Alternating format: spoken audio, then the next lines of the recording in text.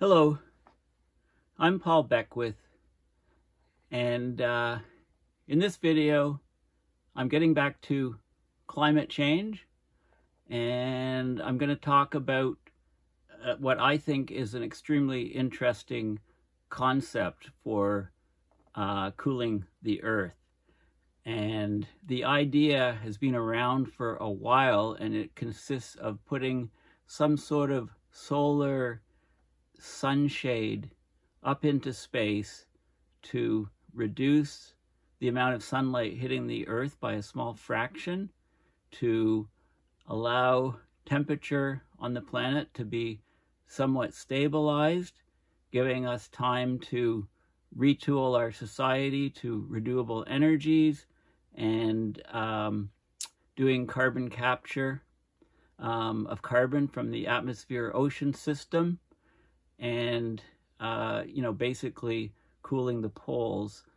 So I'm going to, the reason that this idea is becoming more and more viable, should I say, I mean, it's not such a far-fetched idea anymore, is because of the tremendous advances of SpaceX at reducing by at least an order of magnitude the cost of getting things up into orbit. So I'm going to talk quite a bit about SpaceX and some of their projects, because they've been in the news a lot recently for their preparations to put the Starship up into orbit, heavy lift vehicles. So, but before I go into that, I'm going to just talk briefly about Elon Musk. Whether you like him or dislike him, he's an incredible, talented, brilliant engineer. So he of course founded SpaceX. Now if you look at his motivations for what he does, he's very much worried about the longevity of the human race on this planet. So SpaceX, the purpose of SpaceX is to make humans a multiplanetary species. So he's talking about diversifying our location in the universe, so all the human race is not just on the Earth anymore, that we go into space, that we go to Mars. Okay, like I said, if you're, agree or disagree with him, he's a billionaire, and this is what he's doing with his money. So SpaceX has been, it's completely upended the traditional government-run, country-run space programs. And, he and his team are very committed to getting into space at cheaper and cheaper rates, and to go to Mars. So that's, he's concerned about humans vanishing off the Earth, and he wants to diversify our species for us to be, like I said, a multiplanetary species. He's also, he also founded Tesla, which you probably know quite a bit about. They've developed the Roadster, the Model S, Model X, Model 3, Model Y, Cybertruck, gigafactories for batteries, etc., etc., etc. So he wants to get rid of, to make obsolete the internal combustion engine and have all cars electric. And again, he's upended the entire auto industry with his company Tesla. SpaceX is also developing, as you know, the Starlink satellite constellation system. You might have heard about it recently in the news, because I think they lost about 40 satellites from a strong solar storm, which happened shortly after they were launched. So with this strong solar storm, the atmosphere was heated up, so the atmosphere extended further out into space, so the drag on satellites was much greater than normal, and that stopped about 40 satellites from getting up into orbit properly, so they came back down into the atmosphere and burned up. So that Starlink is to provide internet to people all across the planet, including in remote areas. And it fits in with Musk's Mars project because there would be a constellation of satellites orbiting Mars to provide communications not only across the planet, but also from Mars to Earth. Now, Musk also started Solar City, invested heavily and developed that, and that was to put renewable energies on buildings, on houses, to put, solar panels, right? And he invented a type of shingle, which actually is a solar photovoltaic solar system. And then Tesla actually acquired Solar City to form Tesla Energy, and they're working not just on the solar systems, but on batteries and power walls and things like that. So also, very, very important for generating energy, if a colony was ever put on Mars. Also, Musk founded Neuralink to interface the humans and the human brain with machines in a much better fashion. And you can see how that type of technology, if successful, would become very important for trips to Mars and for setting up a colony on Mars. So everything is geared, everything has a place. Nothing is happening by chance. It's all connected to Musk's vision of making humans a multiplanetary species. There's also OpenAI, which is to provide safe interfaces and connections between humans and what we do and artificial intelligence. Also, Musk started the Hyperloop company. So it's to use evacuated tubes on Earth to have high transport between cities. So if you evacuate the tube, you have pods traveling between cities at commercial airline speeds in these tubes. And of course, on Mars with a near vacuum, these systems would fit right in, and the technology would all be developed on Earth for the Hyperloop, but it would be able to be applicable to go on a place like Mars.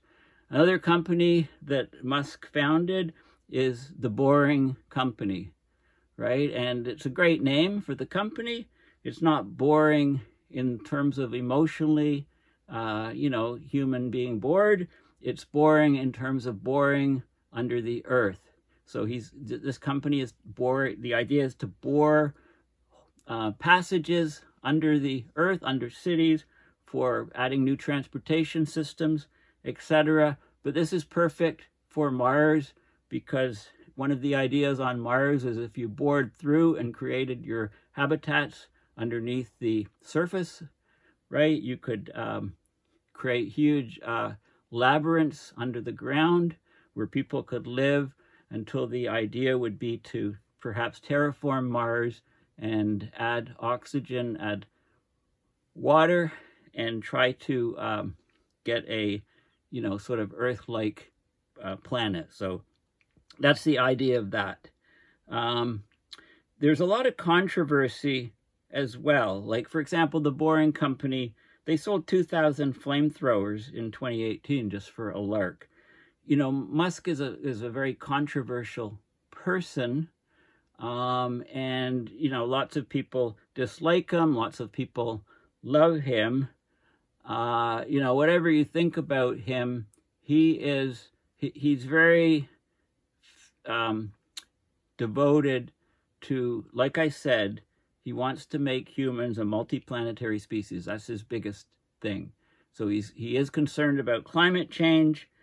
They've set up programs to, X-funding programs to fund ways to address climate change. And I am not surprised. I would be very surprised if Musk was not thinking along the lines of these solar shades, the idea of the solar shades in space to deflect away a small fraction of the Earth's energy to cool the planet, as a way of addressing mitigating climate change. So he's all about the survival of the human species, both on Earth and other places. Okay, so what really got me started on, I follow the developments of SpaceX. I'm an engineer. It's really high tech, and some of the technological advances of Musk are just mind-blowing for all of his companies. I just read this recent book by Eric Berger. It was written in 2021. It's called Liftoff, Elon Musk and the Desperate Early Days That Launched SpaceX. So 2008, he had two companies going, SpaceX and Tesla, and they were both hemorrhaging money, and he was down to about 30 million. And it came down, there'd been 3 launch failures with SpaceX, with the Falcon 1 rocket, and the 4th one was basically the last one. That was make or break, and we know what happened. Okay, it was a big success. They got into orbit. I'm also reading this book here called Stolen Focus, Why You Can't Pay Attention and How to Think Deeply Again. And I'll talk about an interesting study, a peer-reviewed study that came out recently that talked about how, it looked at the language that people used now versus the language that they used, say, 20, 30 years ago. And it found that there's way more speculation, way more craziness now with people's thinking than there was 30 years ago. An interesting study. And I also picked up this book recently, which I'll read, Amitav Ghosh, The Nutmeg's Curse. It's Parables for a Planet in Crisis. And he was the author of The Great Derangement.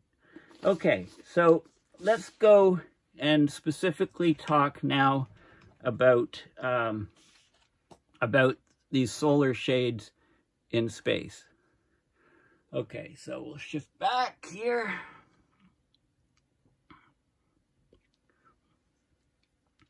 Okay, so this is an artist's conception of a structure in space which blocks some of the sunlight from hitting the Earth.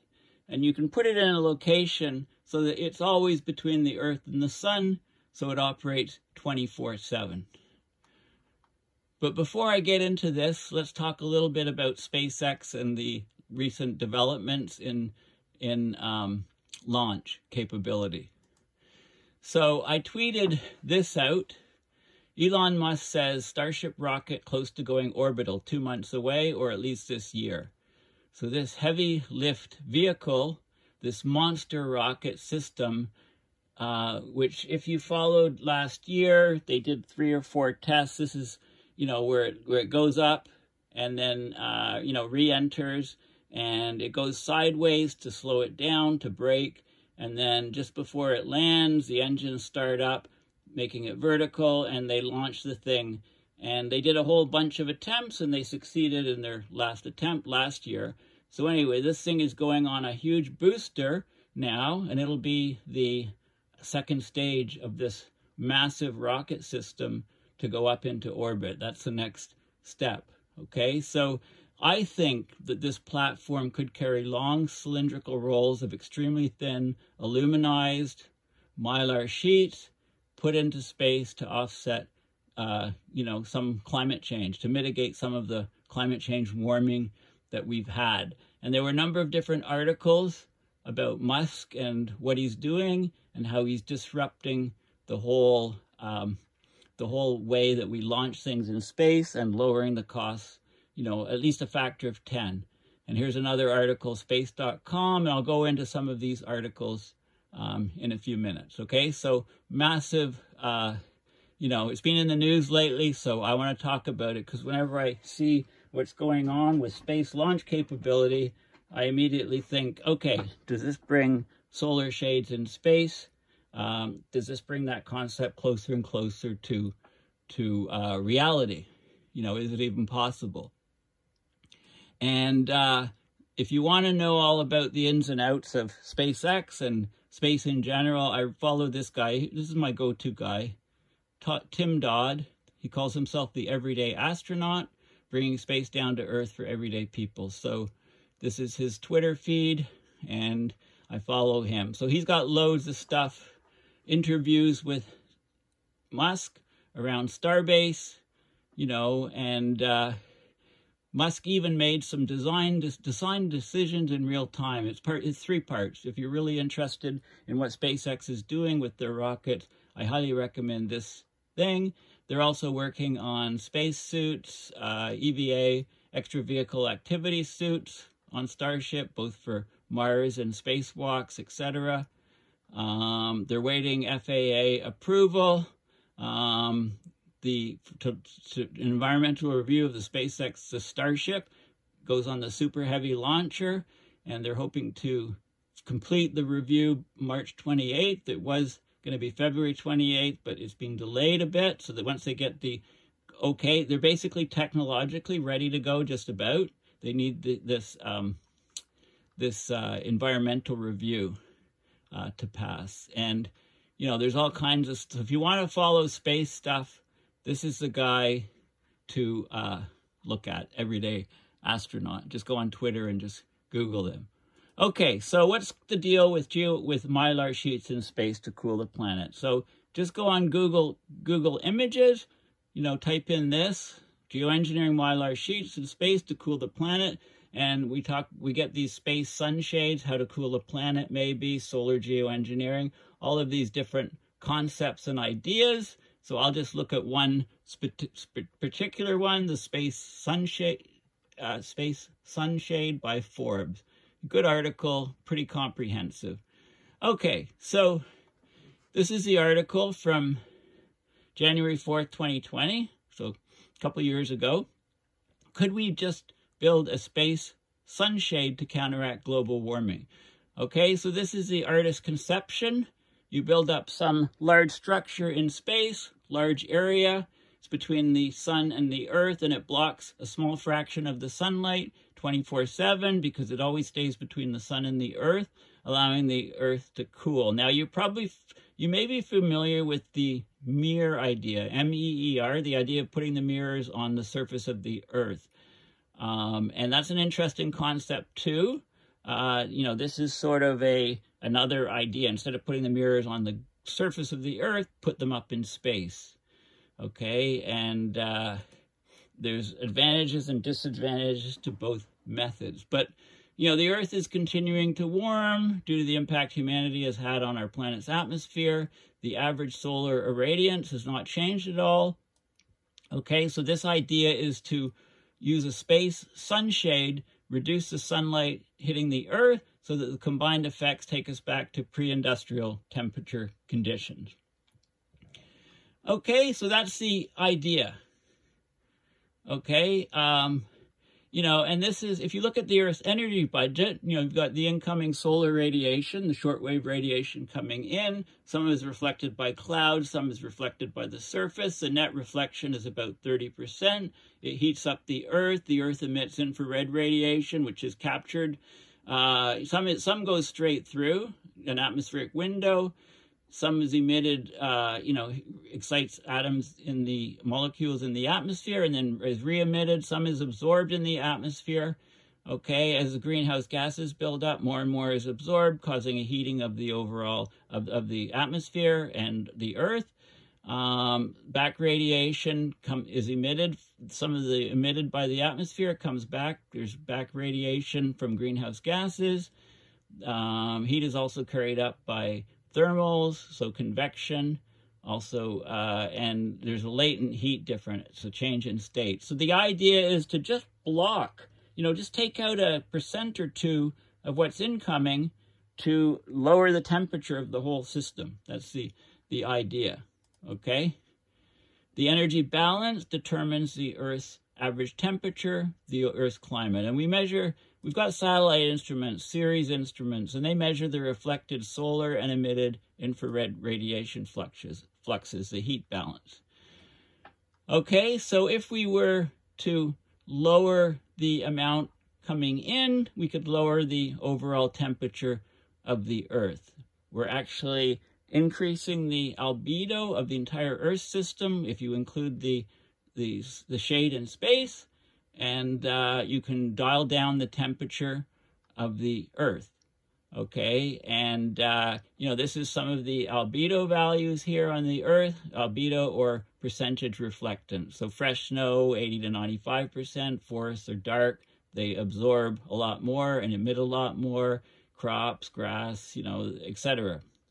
Okay, so if we increase the amount that was reflected away by blocking some of this light, we'd clearly dial down the temperature of the Earth, okay? And you can look at the CO2, carbon dioxide level going back 400,000 years, and you can see the spike here.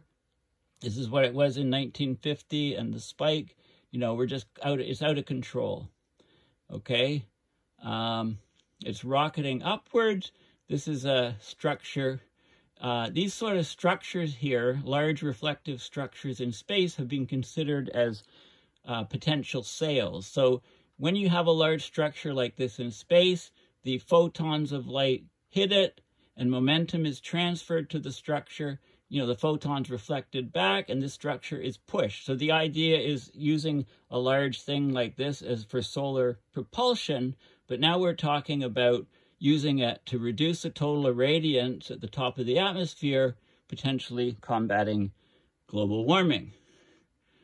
Okay, so if we launch something up into space, far from Earth, but in between our planet and the sun, that prevents a portion of the incoming sunlight from impacting the Earth, we can control the temperature. We can lower it to what it was pre-industrial. Okay, and that then as we remove greenhouse gases from the atmosphere, then we could reduce the amount of sunlight that is blocked or reflected. Okay, so it's a solar blanket, if you like, or a solar reflector.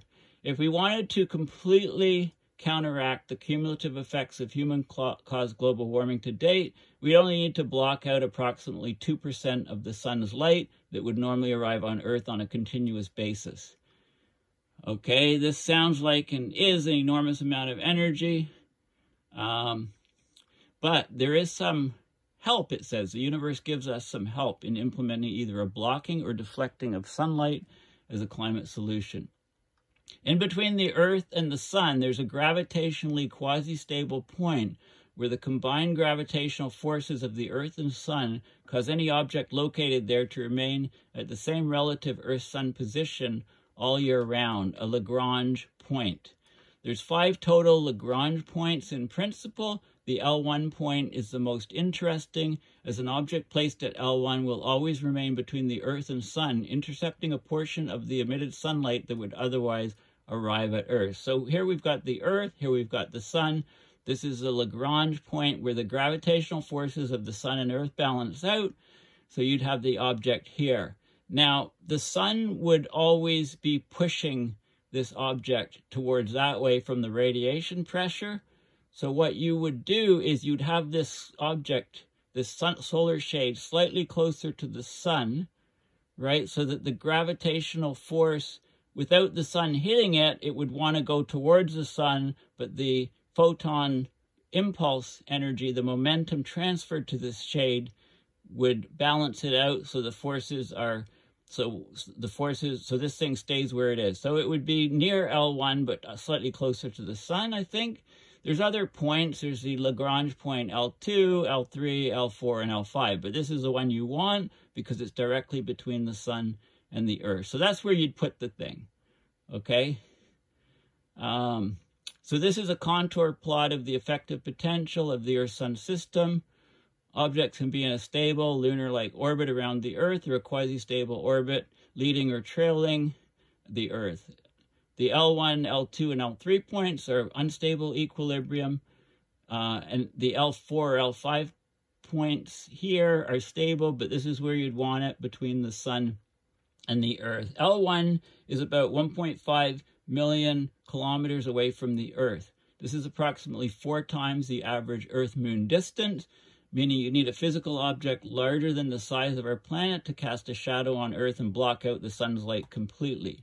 But even a series of small objects that either blocked or deflected the incoming sunlight, so long as the total reflection added up to 2%, would do the job.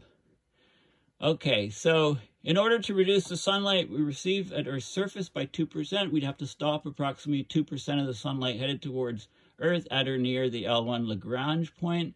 That corresponds to about 1 million square kilometers, or an area comparable to the disk of the full moon, an enormous amount to cover. However, there's two brilliant ideas that could accomplish this exactly. Okay, so one idea is to use an enormous constellation of small spacecraft at L1. So this was proposed by astronomer Roger Angel, an array of lightweight thin circles about 1 foot or 30 centimeter in radius that would significantly reduce the amount of sunlight reaching Earth if there were enough of them. Instead of reflecting light like a mirror, where they'd experience this radiation pressure, which would move their location, or absorbing the sunlight directly, which would degrade the quasi-stable orbit at L1, these circles would simply blur any sunlight that was transmitted through it. So they're basically like lenses in a way, and the transmitted light, the light that goes through these lenses, would miss Earth, reducing the total irradiance proportionally. Okay, the big downside is you need a lot of them, 16 trillion. To achieve the reduction that we'd want. That's covering 4.5 million square kilometers.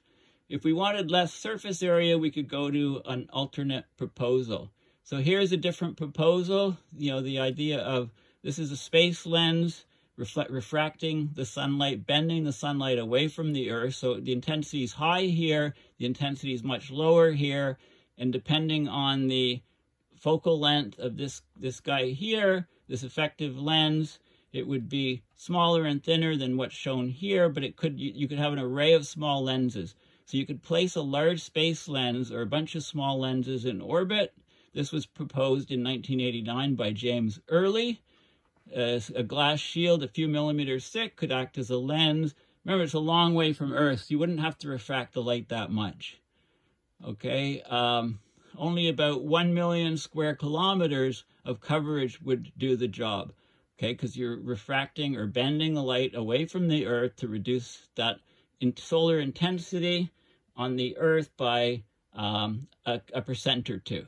Okay, it could be an array of small space lenses. The smaller the lenses, the more of them you'd need, but it's a low-risk, high-reward option, as the danger to Earth from anything going awry, it says, is practically nil. Take that with a grain of salt, of course. What are the drawbacks? They're very expensive, and the solution is temporary. We have experience launching objects to L1. We've put stuff in L1 before. Most of our sun-observing satellites are located there, because once they get there, they just stay there. Okay, they don't change orbit. They don't need rockets firing to adjust the orbit. But it's very difficult to send large quantities of mass to space. Okay, if we consider the lighter proposal of a series of thin film circles, with each one just 1/5000th of an inch, and weighing just 1 gram, it would still be 20 million tons of mass. So now we're talking about the mass that we need to get up to space. And this is where Elon Musk and SpaceX comes into play, because they're greatly reducing the cost of putting mass up into orbit. With present-day launch costs, and this article was from 2019, I believe, we'd be spending trillions of dollars to launch an array to L1.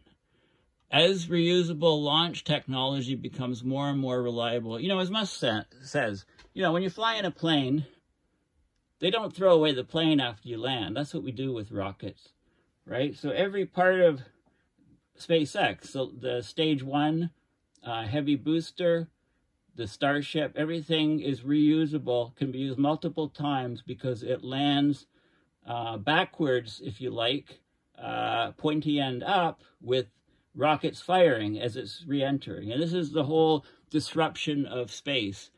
So this reusable launch technology, as it becomes more reliable, it might decrease launch costs to under $1 trillion by the end of the 2020s, making it more feasible than many of the current proposals to combat climate change terrestrial.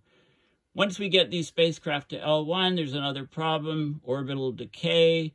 So they're quasi-stable orbits, L1, so they can drift away in a few years. To maintain them, you have to boost them. So they need some self-propulsion technologies. You need to service them with maintenance launches, or you need to continuously launch new ones to replace those that drift away.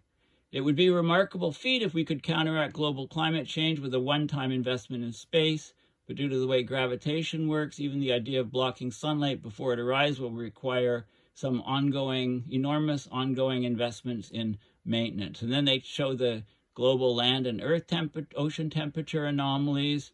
And yet still, for all of this might be the most economical solution to the problem of global warming. As launch costs continue to drop and we get better at placing our satellites in their ideal orbits on the first try, as we develop artificial intelligence and new in-space technologies like ion drives or solar sails, we could conceivably mitigate the ill effects of global warming for just a few $1 trillion per decade. Okay, the solution of intercepting and deflecting incoming sunlight is the one geoengineering idea that will have no long-term negative environmental effects for Earth. Unlike adding chemicals to the atmosphere, strategically injecting particles or cloud nucleation sites, placing satellites in low Earth orbit, it won't alter the Earth itself. It'll just reduce the incoming sunlight before it arrives on the Earth. As the planet continues to warm and greenhouse gas levels continue to rise, many are lamenting the lack of effective strategies to combat the effects of climate change.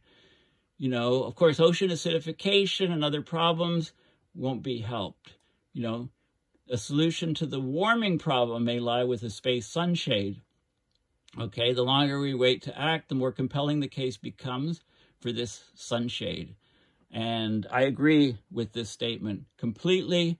And the ocean acidification and other things can only be handled by removing carbon from the atmosphere-ocean system. Okay, so this article here in Forbes magazine from a few years ago, is an excellent article, but there's many others that you can have to investigate this technique and see what you think yourself.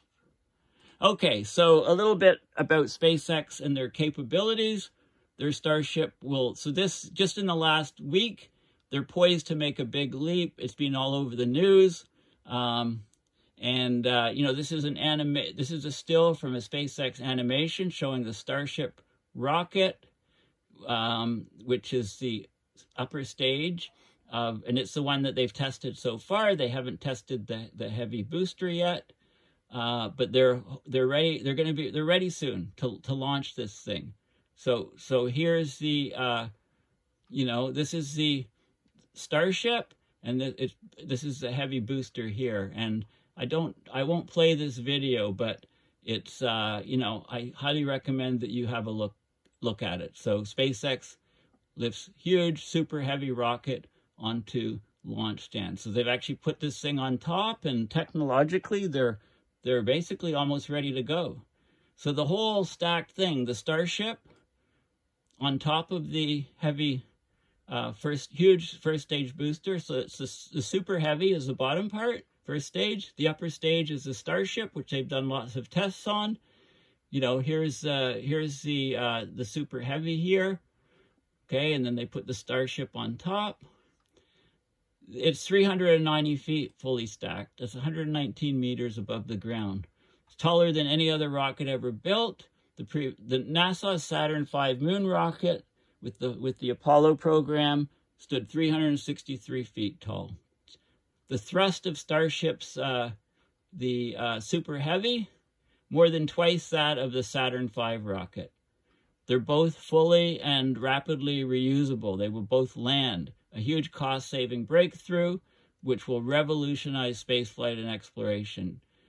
For example, if everything goes well, for example, each Starship vehicle will be capable of launching from Earth's surface every 6 to 8 hours.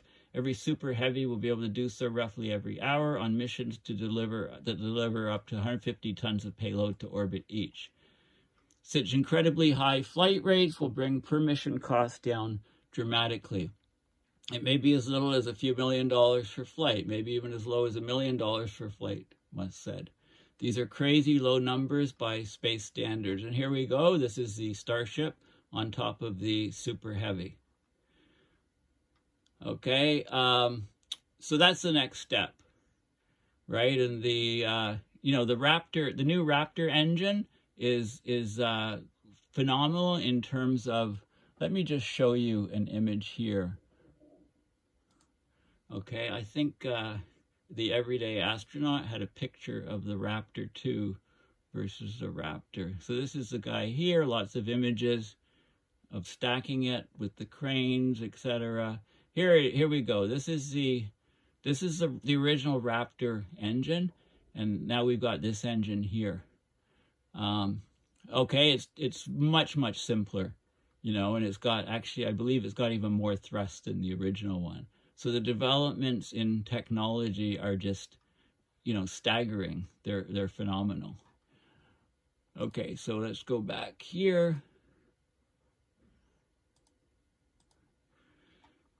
Okay, and there's lots of animations and stuff, and there were press conferences recently.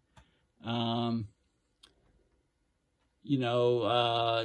huge breakthrough was actually launching the thing. So they started with Falcon 1 with one Raptor engine, and then they went to Falcon 9 with 9 Falcon engines. It took them 14 or 15 attempts to successfully land the booster, and now they've done 100 booster landings, almost 100 booster landings to date, on the ground, on autonomous barges at sea. And they've even landed 2 simultaneously, and I highly recommend you look at the video of 2 landing at the same time. It looks like something from Buck Rogers or something. Okay, so launch capability prices coming way down, and here's some more information, some of Musk's visions on Mars, etc. Loads of stuff here, and more on the presentation, and what's being planned to do. And if you haven't seen the tests with the Starship from last summer, have a look at some of them. Look at the final one that they did successfully. So they sent this guy up and then shut the engines off. It came back down sideways, slowed down. Just before it was above the ground, the rocket engines fired, it straightened out, and it landed successfully. And they're doing the same thing. They will attempt with this flight. They'll attempt to do the same thing with the Super Heavy booster. Okay, this is showing the shuttle, and here we go, the Saturn V, the Apollo moon projects, and the Starship. So if they succeed in getting this thing up to space, you could put the Mylar sheets and cylindrical rolls inside, and you can deploy it pretty much wherever you want in space and block sunlight to try to cool the Earth to offset the warming that's happened thus far. This is a prototype. The SN15 made a successful hop in May of last year. Okay, and there's other ones. You know, basically what Musk is doing and SpaceX is doing, they're freaking out all of their competitors. Okay, we're talking about massive companies that have had military contracts to do these rockets for years and years. And, you know, they are shitting the bed, said a top Washington space lobbyist who works for SpaceX competitor and asked for anonymity to avoid upsetting his climate. Totally disruptive technologies. We're talking about, and they've got the contract to have this device to land on the moon for the NASA projects. And the NASA rockets and things are falling behind schedule. They've also developed the Dragon space capsule, has made 3 successful trips to go to the space station, to refuel the space station, etc., etc. Everybody's, I mean, they're doing incredible things. People keep saying he can't do it, but he keeps doing it. It keeps working. People are scared. He's starting to make people who were never believers think that he might, including going to Mars. So very interesting to follow. This is, of course, Musk, and it talks about, this is a Wikipedia article. It talks about, the SpaceX, the Boring Company. So everything he does, you can connect it to making humans a multiplanetary species and going to Mars. And, you know, the things he's planning on doing seem way, way more far-fetched than putting a sunshade up in space to block a small amount of sunlight from hitting Earth. That seems like it's simple potatoes, small, easy to do if he can do all of these other things. So, you know, the basic technology, the basic Mylar, I Googled Mylar sheets in space, and I got all of these space blankets. You may have used it yourself camping. So the Mylar is a very thin material, and you can coat it with aluminum, and it reflects heat. So if you put it on the ground as a ground sheet when you're camping, it reflects your body heat back to yourself. You know, if you're in a cold environment, you can wrap it around yourself. They put it inside the lining of some jackets and things. You know, you can go and buy a large sheet of it at, you know, Home Depot or any, you know, hardware stores off Amazon here, Mylar rolls. Okay, so that's basically what it is. Okay, so, you know, these are known as space blankets, right? I'm talking about now you have the blanket, you've actually put it into space. You make a huge one and you put it into space. It's actually a true space blanket. So it's interesting, the name. What to know before buying a Mylar space blanket. And, you know, what is Mylar? It's biaxially oriented polyethylene terephthalate, BOPET, thin sheet of plastic that has a film of aluminum or another metal on it. The metal film is what makes Mylar so shiny. Invented in the 50s by DuPont. NASA gets credit for inventing Mylar because they use Mylar on virtually all missions. When you see these satellites and things, the shiny satellites, it's a Mylar coating that's on the outside of them. Okay, here we go. The Skylab was overheating. In 1973, NASA created a parasol-type object made from Mylar to reflect heat away from the Skylab. Okay, so the Skylab was overheating. They put this thing, little spacewalk, put this Mylar sheet on the outside, reflected away sunlight to prevent the Skylab from overheating. Okay, Mylar is often given to runners after marathons because the runner's body temperatures start to drop quickly when they stop running.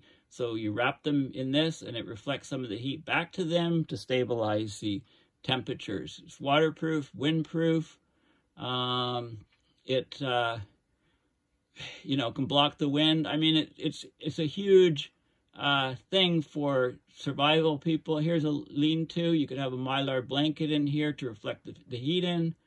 Okay, use it as a ground sheet. Use it as a reflector here if you have a fire. You know, and you're sleeping here, you have a Mylar sheet here. So all of the infrared rays hit this from the fire. Instead of being lost, they're reflected back to where you are for heat. You could double the efficiency of the heat going to you from the fire. Okay, there's multiple purposes for Mylar. And they've actually deployed Mylar in space. So spacecraft was designed to ride on sunlight, deploys its reflective solar sail. So this was in July 2019. This is the artist's conception of planetary societies. They crowdfunded and they built this thing and it went up to the space and was deployed. And they were testing it as a way for propulsion, right? So the photons hit it, they impart momentum to it, push it away from where the sun is hitting. Okay, so they unfurled this sheet of Mylar in space, and they measured the, it went up in SpaceX Falcon Heavy launch, and they tested this concept. Okay, so you can read all about it.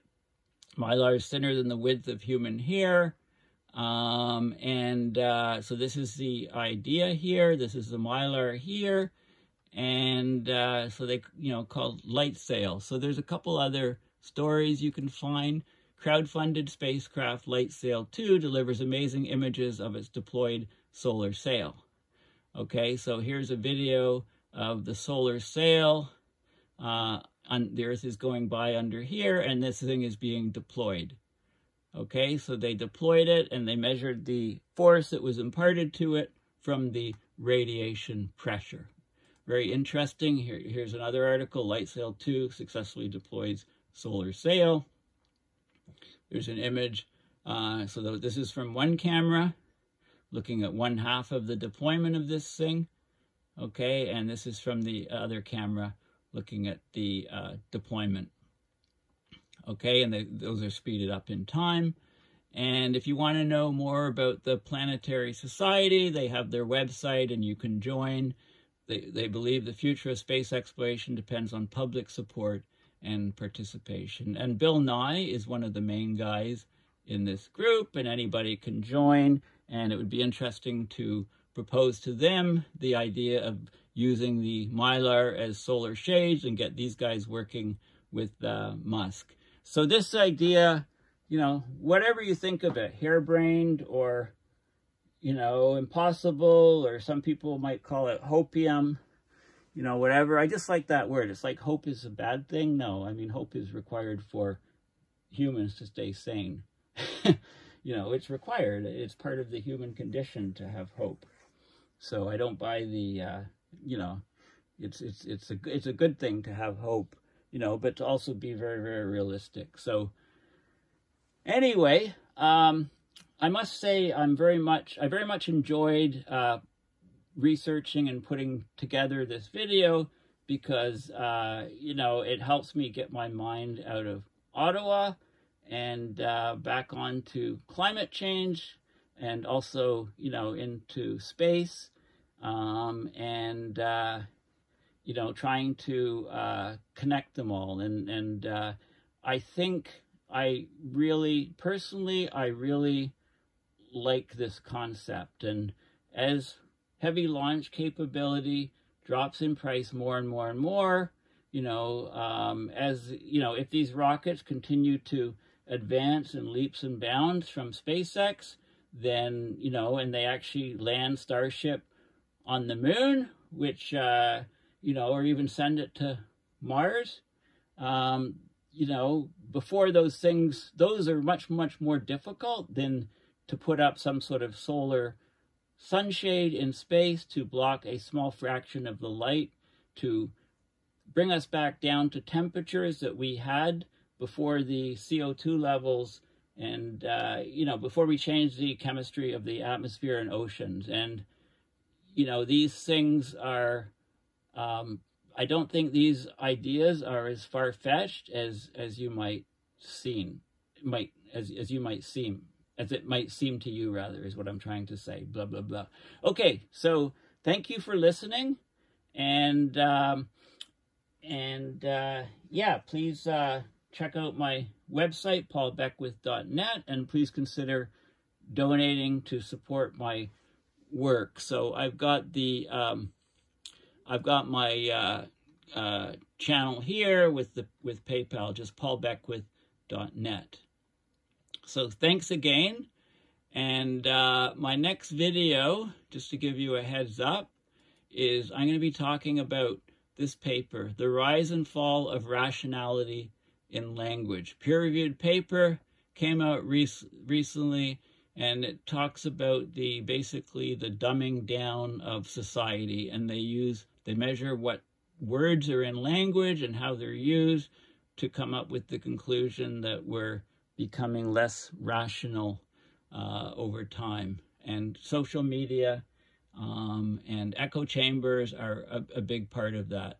And the book I showed you earlier, which I'll bring up again here, I haven't read it, but it looks really good. Stolen Focus. Stolen Focus, Why You Can't Pay Attention and How to Think Deeply Again. So anyway, thanks again, and bye for now.